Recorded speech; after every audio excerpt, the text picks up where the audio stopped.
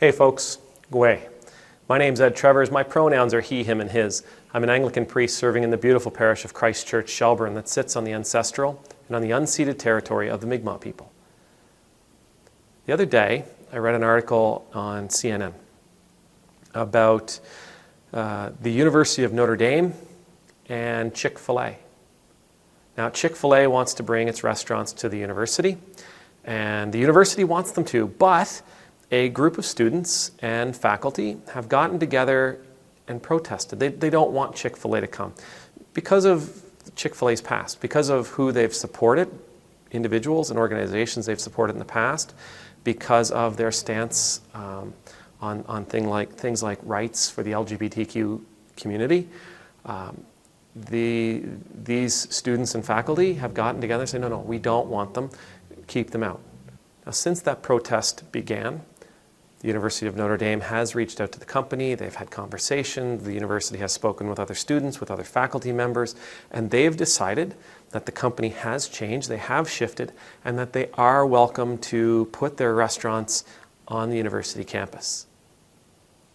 Now, Lindsey has been tweeting about this. At first, he was tweeting his support for Chick-fil-A, letting everybody, I believe he said, everybody in South Carolina should know that I would go to war for Chick-fil-A. I'm assuming he's being metaphorical. Nobody's going to go to war for a chicken sandwich.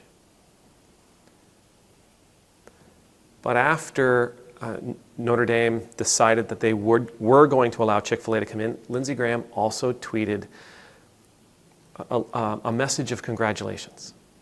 Congratulations to all the Patriots who made this happen, who were able to make this happen, to bring Chick-fil-A onto the campus, onto the University of Notre Dame.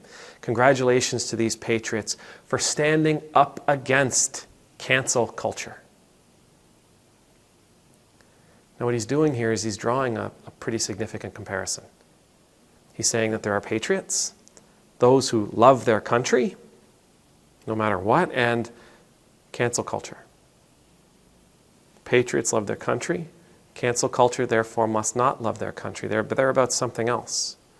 Yet, as I read the article, and I read the arguments from those students and faculty who were protesting Chick-fil-A's arrival, I didn't hear anything in their message that said they hated their country. They wanted to make sure that everybody on their campus would be accepted in this restaurant, would feel safe in this restaurant, would feel a spirit of inclusion in this restaurant. That this would be a place where everybody would be not only free to go, but a place where they would want to go, a company that they would want to support. I see the arguments that counter the cancel culture that Lindsey Graham here is talking about, and their protest is actually a sign of their love for their country, and especially for the citizens that live in it, especially for those citizens, for those people in their country who are often marginalized, who are often excluded. To me, I heard deep love in their protest. Deep love for their country in their protest. So as I began thinking about all that, and I thought of Patriots and cancel culture, I wondered, where would Jesus fit on that spectrum? Right now, we all know the story of Jesus. Jesus comes into the world, at 30 some odd years old, he starts his ministry, and in his ministry, he criticizes. He criticizes the values and the ideals. He criticizes the religious methodology, the message of the religious leaders of his day. He does it privately with them. He does it publicly. He shares that message with anybody that will listen. He tells them a message that is actually countercultural. He shares a message of love and inclusion, a message of healing, a message of community, amongst all people, rich, poor, young, old, everybody should be coming together.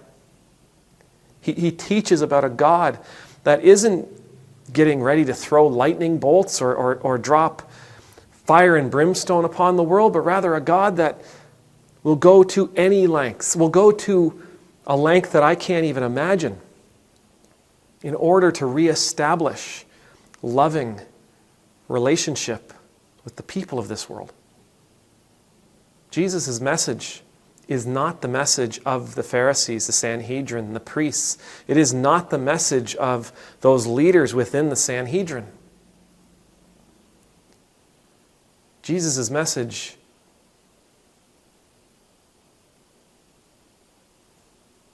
is exactly the opposite. It's a protest to the message of the Sanhedrin. It's a protest, a criticism, in some cases a condemnation of his culture's understanding of God.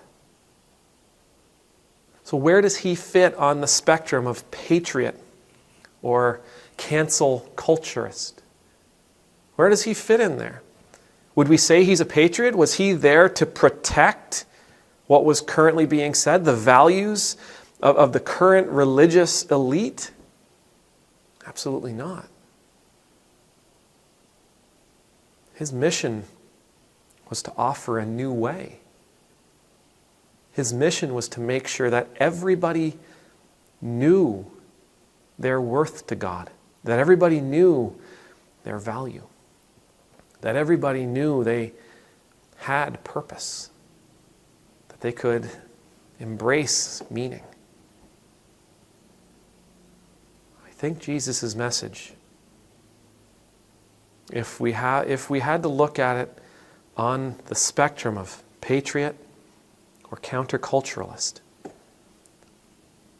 I think Jesus Christ would find himself, at least according to Lindsey Graham's definitions offered in this article,